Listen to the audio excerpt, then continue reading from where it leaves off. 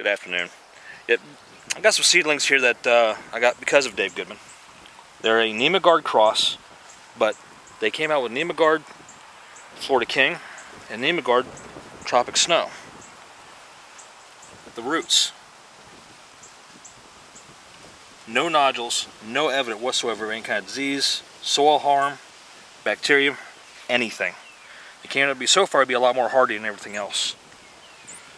In hopes that this being the King cross will be a yellow fruit. They should all be freestone. And so we have some also crossed out with the tropic or the Florida Snow, and those should be a white flesh.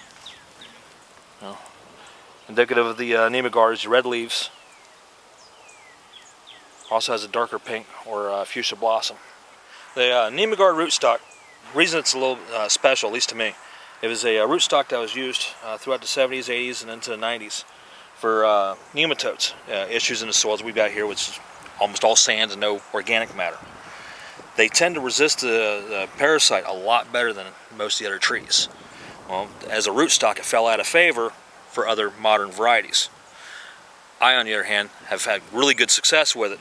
Love the way it grows. Beautiful tree. One of the things that really worked out last year in helping getting this to work out right was the weather. Last year, only certain trees bloomed at certain times. So I was lucky enough that when the Nemaguard on one side of the orchard was really blooming nicely, the Florida King was as well, for the first time.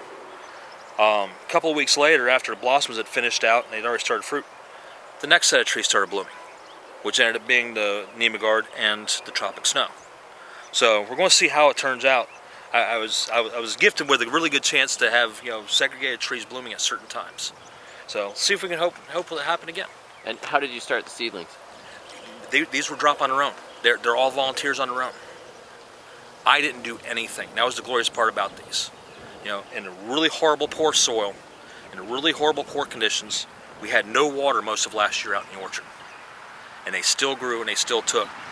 What it took was the first cold snap we had in the fall, and then next thing I know, about a dozen under each tree came up from the locations. So that was how they ended up coming into being. So really, I didn't refrigerate them. I didn't have to scarify. I didn't have to pre-crack them. They're meant to grow in this area, so I'm going to let them, and we'll see what happens. I went to see David the Good. We listened to Portishead and drank spiced rum.